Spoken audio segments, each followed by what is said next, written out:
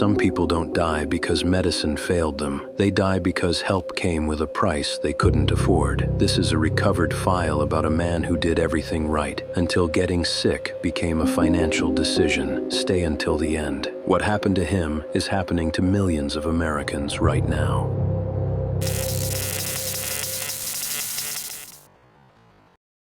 He didn't collapse at work. He didn't scream in pain. He didn't make a scene. Michael Reynolds just started feeling tired. The kind of tired that settles into your bones and refuses to leave no matter how much you sleep or how many cups of coffee you pour into yourself at dawn. It was the tiredness of a body trying to warn you about something you're not ready to hear. If you're enjoying this channel, leave a like and subscribe. Help this project grow. At the end, I'll reveal every file stored here. At first, it was small things. Shortness of breath walking up the stairs to the second floor of his house, the same stairs he'd climbed every day for 12 years without thinking twice. A pressure in his chest that came and went like an unwelcome guest, arriving without warning and leaving just as mysteriously. Hands shaking for no reason when he held his coffee mug in the morning, watching the surface ripple like something was wrong beneath the skin. Nights where sleep never fully arrived, just that strange hovering state between consciousness and rest, where your mind won't shut down and your body won't let go. He told himself what millions of Americans tell themselves. It's stress, it's age, it'll pass. Just push through. Just keep going. Just don't think about it too much. The American solution to almost everything: ignore it until it becomes impossible to ignore. Michael was 49 years old, married to Sarah for 23 years. 2 kids, Emma and Jacob, 16 and 13. A modest house in a quiet subdivision called Meadowbrook Estates, one of those places where every lawn looks the same and every mailbox stands at the same height and nobody really knows their neighbors beyond a wave from the driveway. A job he'd held for over 2 decades at a manufacturing plant 40 minutes away. The kind of job that doesn't make you rich but keeps the lights on and the mortgage paid and the kids in decent shoes. He had health insurance, at least on paper, the kind of insurance that looks good in the employee handbook, with its glossy pages and reassuring language about coverage and protection and peace of mind. But the deductible was $5,000. The coverage narrow, full of exclusions and limitations and phrases like not medically necessary and out of network. The network limited to a handful of doctors who were always booked weeks in advance. Every appointment came with a question he learned to ask automatically, the words bitter in his mouth. How much will this cost? He postponed tests, skipped follow-ups, ignored the warning signs. Not because he was reckless or stupid or didn't care about his health, but because every visit came with a bill he couldn't fully understand. Pages of codes and charges and adjustments that seemed designed to confuse rather than clarify. A chest X-ray that somehow cost $700. Blood work that ran $300. A 15-minute consultation that came with a $400 facility fee he never knew existed until the bill arrived 6 weeks later. The math was simple and brutal. Rent was $1,400 a month. Car payments, insurance, utilities, groceries, gas. Emma needed braces. Jacob needed new glasses. The savings account that was supposed to be for emergencies had been tapped so many times it was barely breathing. So Michael did what millions of Americans do. He gambled. He bet that whatever was happening inside his body would resolve itself, that it wasn't as serious as it felt, that he could outlast it. When the pain became impossible to ignore, it was a Tuesday. He was at work, moving boxes in the warehouse, when the pressure in his chest turned into something else, something sharp and insistent and terrifying. His left arm went numb, his vision narrowed. The world tilted sideways, and he found himself on his knees, surrounded by co-workers who looked more frightened than he felt. The ambulance ride cost $2,000. He didn't know that until later. In the moment, all he knew was fear and pain and the strange detachment that comes when your body stops being something you control and becomes something that's happening to you. The hospital visit lasted 3 days. Tests, machines, IV lines snaking into his arms like roots. Doctors speaking carefully, slowly, like men delivering bad weather. Words like ejection fraction and ventricular dysfunction and cardiomyopathy. Heart failure. Advanced. Progressive. Not the kind that kills you immediately, but the kind that grinds you down slowly, stealing pieces of your life one breath at a time. Treatment was possible. Management was possible. Survival was possible. Medication could help. Lifestyle changes could help. Regular monitoring could help. The doctors spoke with practiced empathy, explaining the path forward with charts and diagrams and reassuring statistics. But nobody, not one person in that hospital, could tell him what any of it would cost. That information existed somewhere, in some system, but it wasn't available to him in that moment. It was like being handed a prescription for survival without knowing if you could afford to fill it. The cost was never clearly explained. Even when he asked directly, the answers were vague. We'll bill your insurance. It depends on your coverage. You'll have to talk to billing. The financial side of survival was treated like an afterthought, something to worry about later, as if the stress of not knowing wouldn't make his condition worse. Bills started arriving before he even returned home. Thick envelopes with plastic windows, numbers without context, charges stacked on charges like a tower built from anxiety. Hospital facility fee, $11,000. Emergency room visit, $4,000. Physician services, $2,300. Diagnostic imaging, $1,800. Laboratory services, $900. And that was just the beginning. More bills arrived every week, sometimes multiple in a single day, each one chipping away at whatever hope he'd managed to hold on to. Even with insurance, the total climbed faster than his paycheck. His insurance covered some of it, a percentage that seemed generous, until you did the math and realized you were still drowning. 60% of $11,000 is still $4,400. 80% of $4,000 is still $800. The numbers didn't make sense. How could you do everything right, work for decades, pay your premiums every month, and still end up bankrupt because your heart decided to fail? Savings disappeared.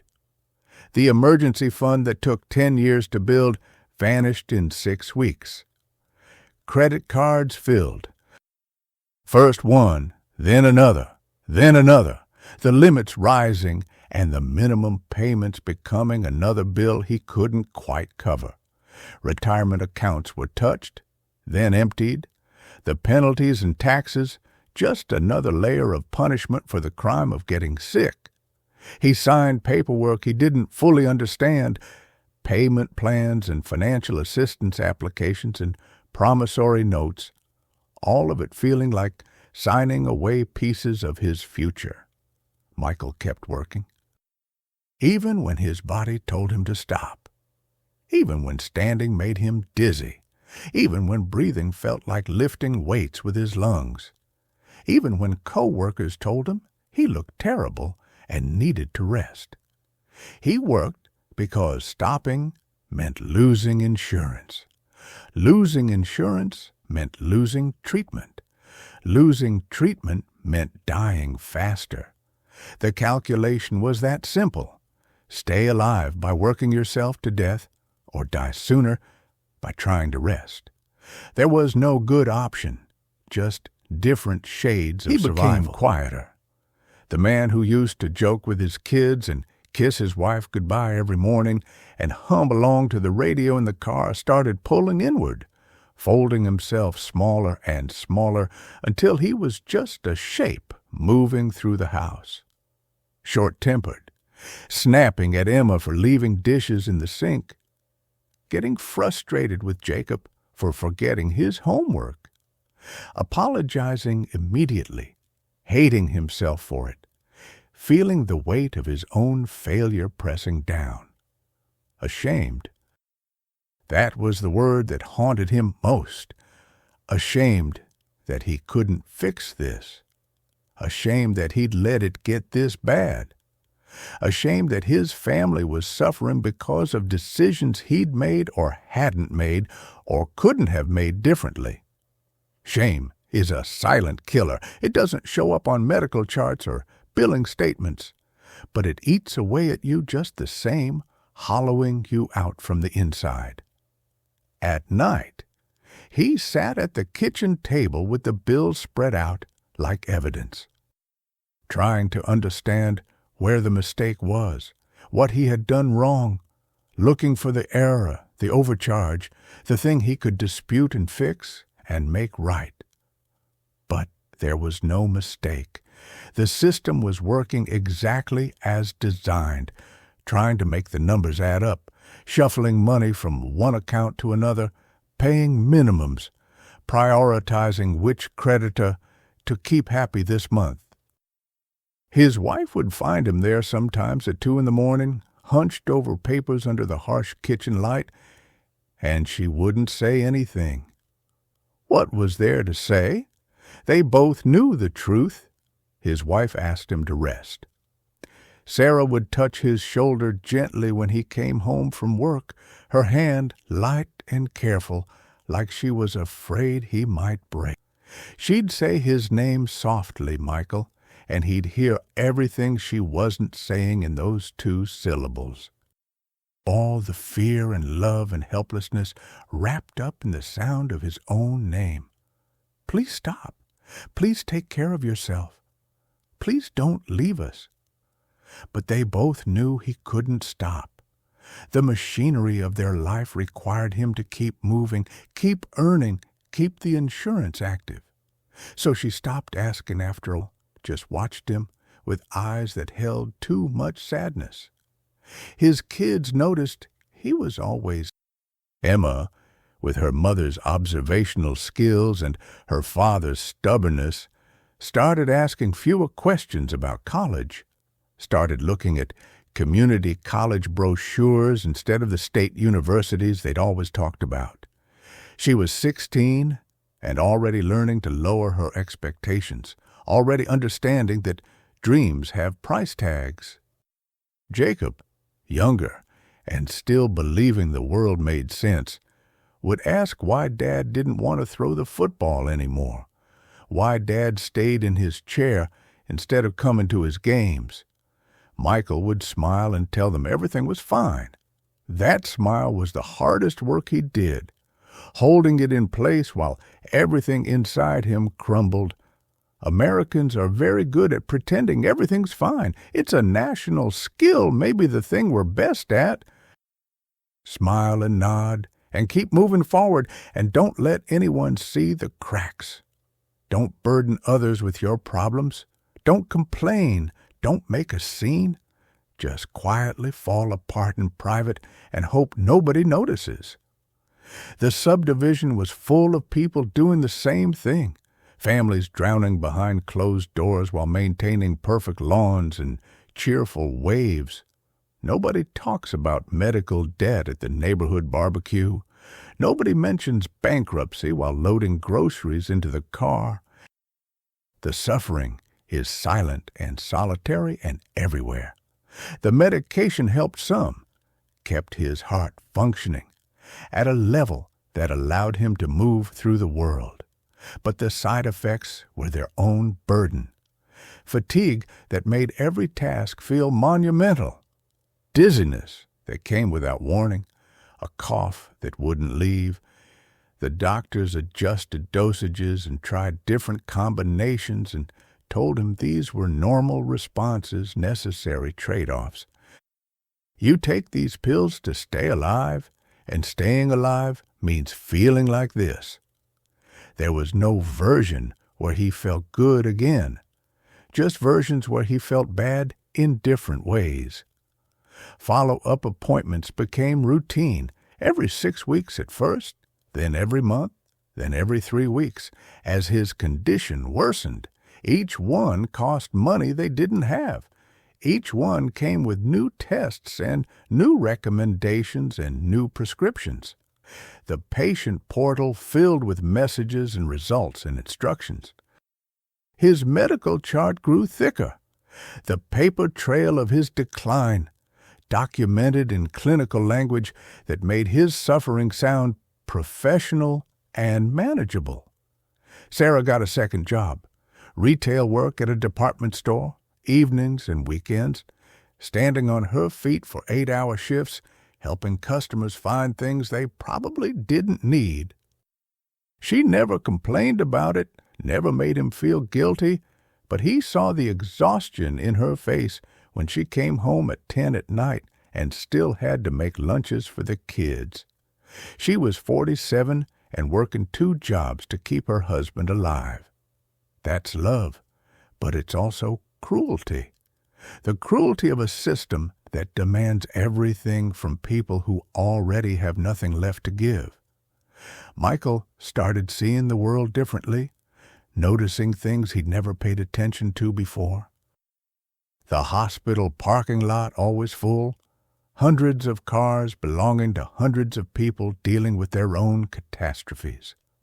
The pharmacy line stretching long every afternoon, people clutching prescriptions and insurance cards and hope. The medical billing offices with their sad waiting rooms and their staff who'd clearly been yelled at too many times by desperate people looking for answers that didn't exist. All these institutions designed to help that somehow end up feeling like punishment. He read articles online late at night when he couldn't sleep, scrolling through stories that mirrored his own. Families bankrupted by cancer, people rationing insulin, GoFundMe pages begging strangers for help with surgery costs, comment sections full of people sharing their horror stories, their outrage, their resignation. The numbers were staggering. Hundreds of thousands of Americans every year pushed into poverty by medical debt. Millions more delaying or avoiding care because of cost. Tens of thousands dying from preventable causes because treatment was too expensive. These weren't statistics. They were people. Real people with names and families and lives that mattered. He started wondering how it got this way, how the richest country in the world decided that health care should be something you earn rather than something you deserve, how profit became more important than how insurance companies and pharmaceutical corporations and hospital systems built empires on the backs of sick people who had no choice but to pay or die. The anger came and went. Some days he felt it burning hot, a rage at the unfairness of it all. Other days he just felt numb, too tired to be angry, too defeated to fight. The day he finally collapsed was not dramatic. No sirens, no crowd. He was at home, in the bedroom, getting dressed for another day of work, that his body couldn't handle. He felt the pain spread across his chest like a hand closing into a fist, felt his legs give out, felt the world tilt and blur. Sarah found him on the floor, conscious but unable to move, his face gray and his breathing shallow. She called 911, stayed on the line while the operator asked questions, held his hand, and told him to stay with her. "Stay with me, Michael. Please stay with me." The second ambulance ride cost another $2,000. He knew that even as they loaded him in. Even as the paramedics worked over him with practiced efficiency, the knowledge of cost never left him, even when he was dying. That's what this system does. It makes you calculate the price of your own survival, even in the moments when you should only be focused on surviving. He died in a hospital room filled with machines that kept working long after his heart, monitors beeping, IV drips flowing, ventilator pushing air into lungs that couldn't use it anymore. The doctors tried everything: code blue, crash cart, compressions, medications pushed through lines, minutes that felt like hours. And then the stillness, the quiet that follows when medicine runs out of options and death wins anyway. Sarah was there. Emma and Jacob were there. They held him as he left, told him they loved him, told him it was okay to let go. That moment should have been private and sacred and theirs. But even then, even in that room, the machinery of billing was already starting. Codes being entered, charges being recorded, the cost of his final moments being calculated in real time. Weeks later, the bills kept coming. That was the cruelest part. Michael was gone, but the debt remained, animated by its own horrible life. Collection notices, final statements, adjusted balances. His name printed neatly at the top, as if he might still open the mail and write a check. As if death was a temporary inconvenience rather than the end. The debt didn't die with him. That's not how it works in America. The bills passed to his estate, which meant they passed to Sarah, the house they'd bought together, the house where they'd raised their kids and celebrated birthdays and argued and made up and built a life. That house now had a lien against it. The medical debt attached itself to their assets like a parasite. Collectors called at all hours. Letters arrived threatening legal action. The system that failed to keep Michael alive was very efficient at extracting payment after his death. Sarah sold the house. Had to.